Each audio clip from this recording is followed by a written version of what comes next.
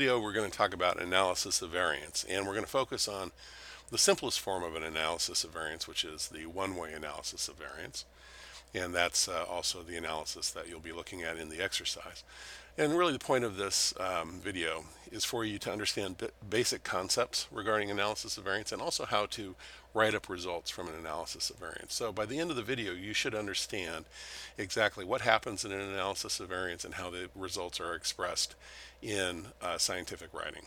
So let's talk about ANOVA. ANOVA is an inferential statistical procedure, and what that tells us right away is that one of the things that you would be doing in an ANOVA is making a determination about rejection or failure to reject the null hypothesis. So it is an inferential procedure to help us make decisions about outcomes in experiments, and we use them when there's more than two conditions or two means in the design.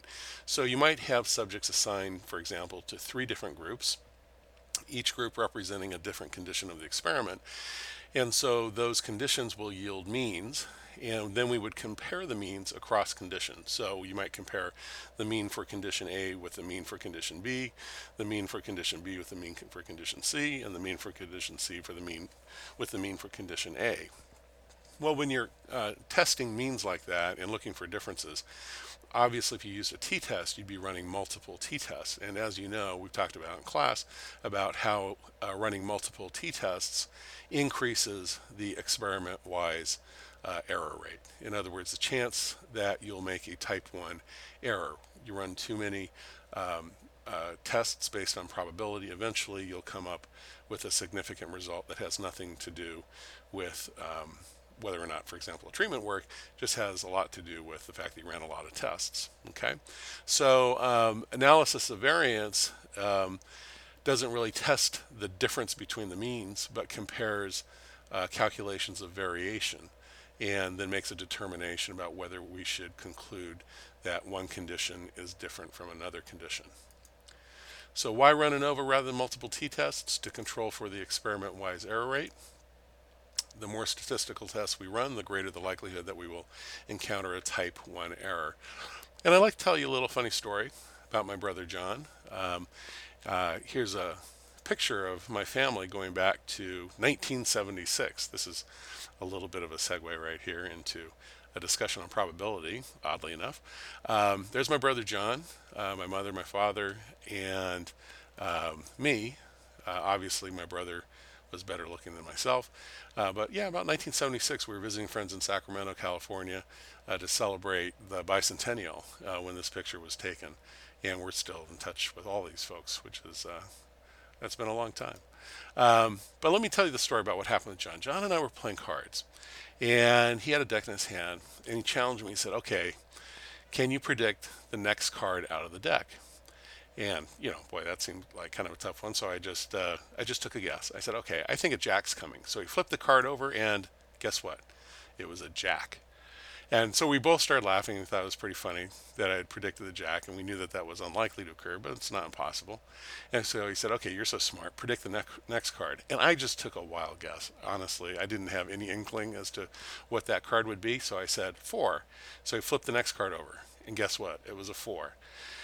Wow, that's really unusual, but how unusual is it? And what I want to show you here is the way that you would calculate that probability, and it's going to be relevant for us in the experimental context, and you'll see how in just a moment. But for now, let's just focus on what's the likelihood of picking a jack and a 4 when those cards are drawn from a deck. Well, it's actually pretty straightforward to calculate. So there are 4 cards in the deck, each of jacks and of 4s, right? So we know that there's 1 card per suit, so 4 jacks, and 1 card per suit for the 4s, so there's 4 4s. Now, how many cards were in the deck at the time that the prediction was made? Well, my brother didn't put the first card that he drew, the jack, back into the deck when he was done. So when he drew the jack, there were 52 cards in the deck. When he drew the 4, there were only 51 cards back in the deck because the jack was on the ground. So if I was to calculate then the probability of drawing a jack or a 4, all I do is divide the number of cards in the deck by the total cards in the deck. So the chance of drawing the jack was 4 in 52, and the chance of drawing the 4 was 4 in 51. Okay, when we do the math on that, the probability value, what that we call P, of actually drawing the card is 0.077. So to actually hit a jack when you called on a jack, you'll hit the jack 7.7% of the time. So that's, you know, that's low probability, but it's not like incredibly low. And for the 4, it was 0.078. So it's just a slightly higher probability of drawing the 4. And the reason that it's a slightly higher probability is because the jack was already out of the deck. Now we could also calculate the probability of not drawing a card, and that was 0.923 for the jack. The probability of not drawing a jack is 0.923, or 92.3% of the time we draw something other than jack, and for the 4, 92.2% of the time. Now, what's the likelihood of drawing the jack and then the 4? We just multiply those two probabilities together. So 0.077 times 0.078. And just so you know, the odds of doing that were about 6 in 1,000 that you would actually predict those two cards correctly. Okay, so that's just a quick way to show how probabilities can be calculated when you know all of the possible outcomes. So let's see if you understand this idea. I'm going to throw you a new question here. Let's see if you can figure this one out. Let's make a bet. Let's see if you'll take this bet. You can draw 10 cards from a deck of cards, and after you draw a card, we're going to put the card back in the deck, so it's with replacement. Yeah, here's the bet. I'll pay you $100 if you draw at least one jack in those 10 cards. And the question is, should you take that bet? And then what if you were allowed to draw 15 times? Should you take that bet? Okay. So what you might want to do right now is pause the video and think about this just a little bit. You know, whether or not you should take the bet. Do you have good odds for winning $100 or not? Okay. So I'll pause here for just a second and then I'll continue. So you can pause the video. All right. Let's keep going. Okay. So how would we figure this out? Well, first thing we do is we say, okay, what's the probability of drawing once and hitting a jack? Well, we did that in the last slide where we calculated P, right? So you had four jacks in the deck, 52 cards in the deck. That's 1 in 13 odds, or 0.077 as a probability, 7.7%. You have a 0.923 probability of not drawing a jack, or 92.30%. If you add these probabilities together, what's in red, it always sums to 1.0. Now, to actually answer the question,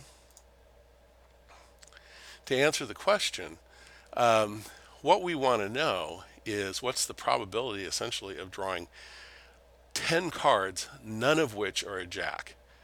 Q, right here, represents the probability of not drawing a jack. So really, we need to figure out what's the probability here of not drawing a jack 10 times in a row. Well, it's actually fairly easy to figure out. So you say, okay, draw number 1, there's a 92% probability, 92.3% chance that we wouldn't draw a jack. On the second draw, it's the same percentage chance or probability. And on the third draw, it's the same probability. So when we do the math, if you follow my arrow down here, what we're going to do is we're going to take all of the possible outcomes, which is 1.0, and then we subtract 0.923 to the 10th power because we're doing 10 draws. And what happens is that becomes 1 minus 0.45 equals 0.55. So we're subtracting out the circumstance in which every single draw is not a jack out of the 10 draws. What's left over means that you've either drawn one or more jacks. 55% of the time, 0.55, 55% of the time, if you're drawing 10 cards from the deck, you will hit at least one jack. So the answer to the question is you should take this bet because you have a 5% margin here. You know, you are better than chance by 5%. So 55% of the time, yes, you will hit a jack. 45% of the time, no. Now, what is it for any individual run of 10 cards? We don't know, okay? But over the long run, you would come out a winner by taking this bet. Well, if you're going to come out of a winner, if you get 10 draws, then think about what would happen if you draw 15 times. What happens to this probability of hitting at least one jack? Here's the part that I want you to really pay attention to because it's relevant to our whole idea of blowing up the type 1 error rate. Okay, is if you just add 5 more draws to the cards, look what happens to the probability of hitting at least one jack. It goes all the way up to 0.70. So simply by drawing more cards, we're much more likely to hit at least one jack. Okay, that's no different than if we were to run multiple statistical tests. If we run multiple t-tests, right, each of which has a probability of rejecting the null hypothesis, okay, if we run multiple statistical tests, then the more tests that we run, the greater the likelihood that we're going to actually reject the null hypothesis. It's the same concept as what we're observing here. So we need to come up with a statistical procedure that controls for inflated type 1 error rate, which is what we're dealing with. So the way that we do that in ANOVA is that we compare variances. Now, in our exercise that we're doing, we have 3 groups and 3 conditions. There's the web CBT condition, medication condition, and control condition. And what I did here was I just sort of input some values for scores on the Beck depression, or I'm sorry, these are global assessment of functioning scores. These are just made up scores, obviously. So in the web CBT condition, subjects are rated at the end of treatment. They're given a score on how well they're functioning. And let's just imagine, I'll go back to that slide. Whoops. Yeah, let's just imagine that the mean for this group, for the web CBT group, is 71.23, and there's a standard deviation of 10.81. For the medication group, a mean of 66.72, standard deviation 9.74, and for the control group, a mean of 54.91 and 11.13. The question experimentally then is, are those means in the web CBT group and in the medication group, are those means, first of all, different from one another, reliably different from one another, and are they reliably different from the control group, which received no treatment? So it could be that the web CBT group shows higher global assessment functioning scores than the control group, or compared to the medication group, or higher than both of them. And those differences are greater than what we would expect by chance. Now, there are 2 sources of variance in the data right here. Okay, the first source of variance is between treatment or between group. And what is that? Well, we look at variation in the means, right? So we know that the means are not the same for web CBT, medication, and control groups. So there's variation in those scores. This is what we're really interested in. If a treatment works, we have to see differences in these means between groups, right? So we're interested to the degree that these means are very different from one another, we should start to see statistically significant F ratios, okay?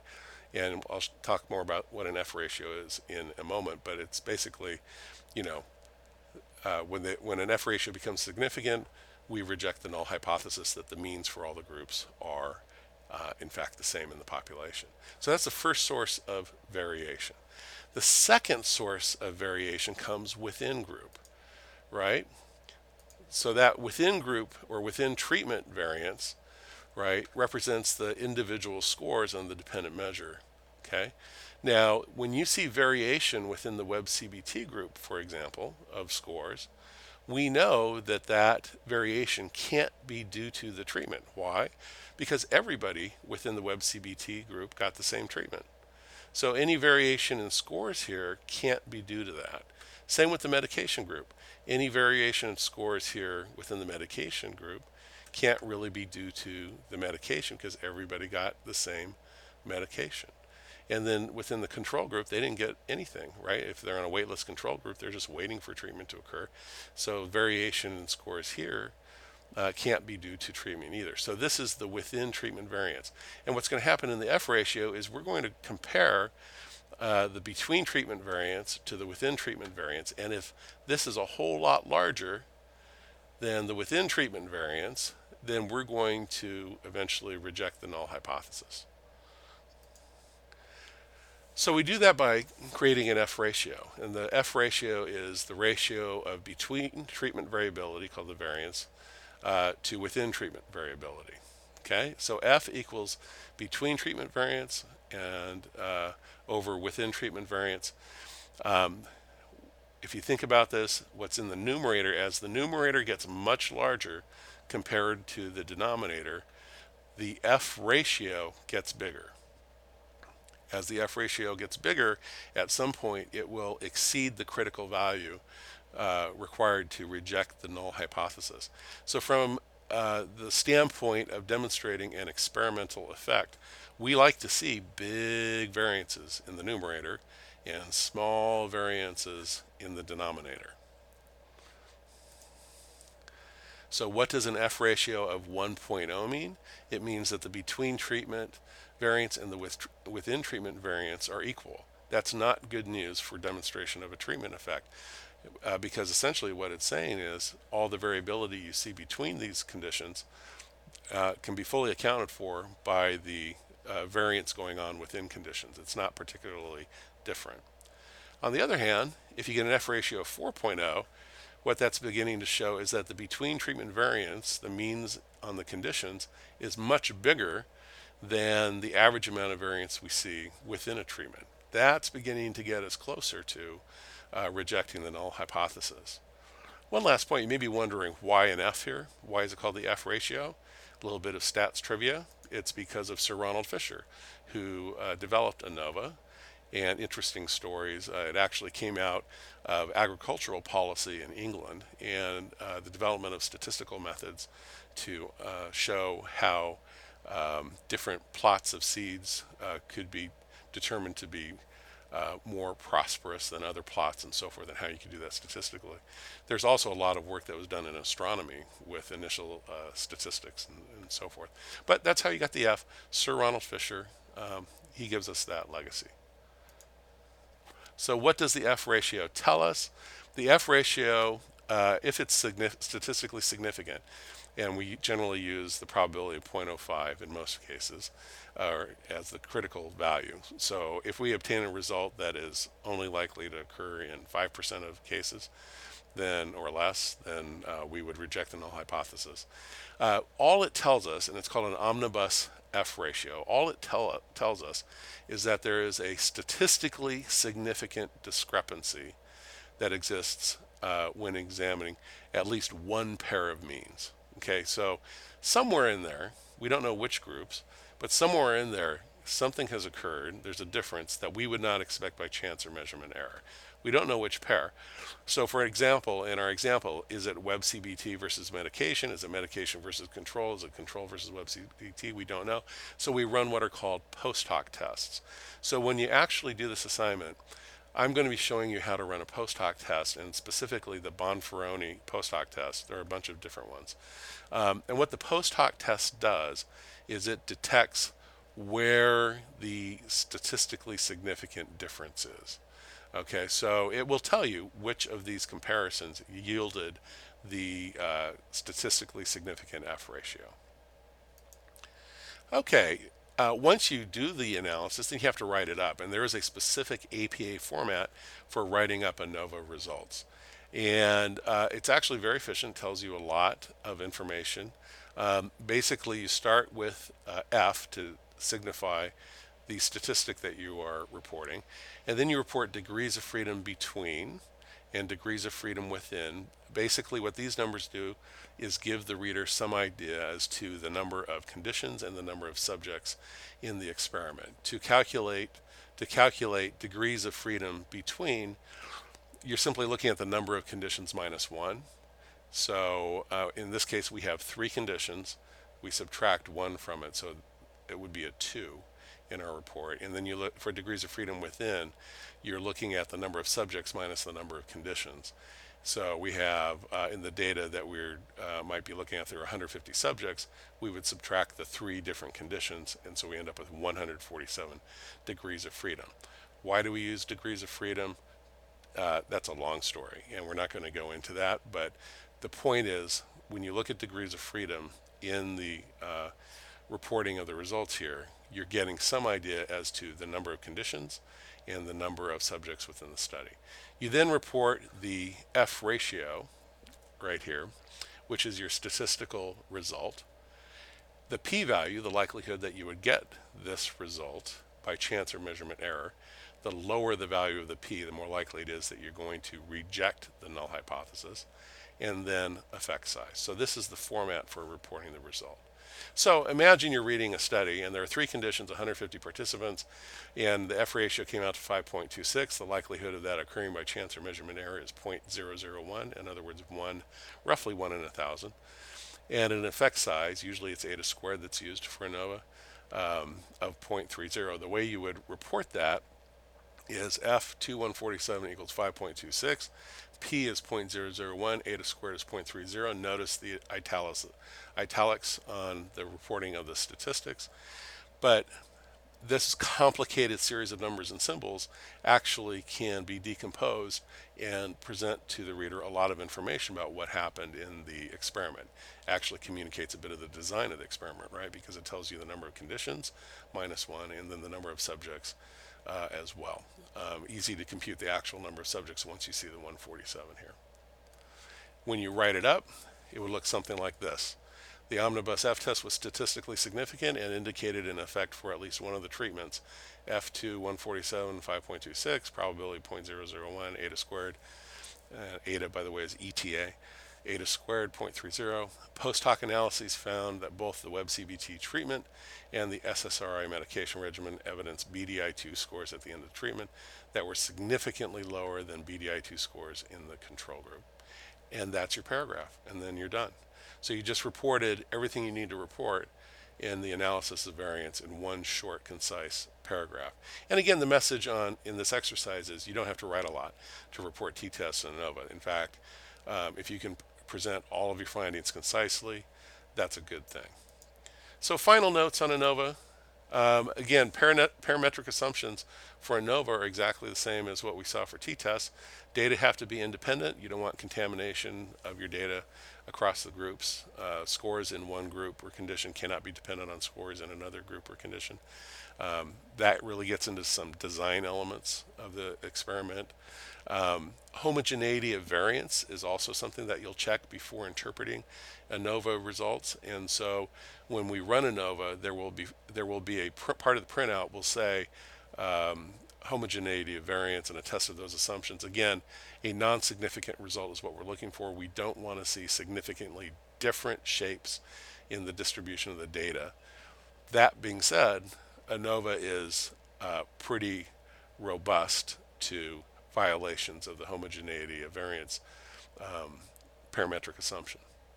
You need to be working with interval or ratio data, and all that means is that on the scale that folks are using for making ratings or making scores, responses, and so forth, that the distance between each point psychologically should be equal. There's no way to test for that. So as I mentioned in the last video, there's debates among psychologists about whether most psychological measures are ordinal in nature or interval or ratio. Nothing that you have to really worry about, but it is something that's discussed frequently in statistics textbooks. And then finally, that the data are normally distributed. In reality, they don't have to be completely normally distributed, but you do need to have a normal distribution of the sample means, which is almost guaranteed, irrespective of the original raw square distribution. But again, ANOVA is robust to the violations of that assumption. You'll get accurate results with analysis of variance, even if the data depart from normality in the shape. And there are different varieties of ANOVAs. There's one-way ANOVAs. That's what we'll be considering in this exercise. But just keep in mind that there are other types of analysis or ANOVAs, multiple factors, multiple conditions. They allow you to check for interaction effects. Those are multifactorial ANOVAs. You can also do repeated measure ANOVAs, in which the same subjects are measured multiple times in more than 2 groups. I didn't put this in the slides, but if you run an ANOVA on just 2 groups, you end up with a result that's exactly the same as a t-test. Okay, so let's end the video and walk through an example of how to do an ANOVA as part of the exercise.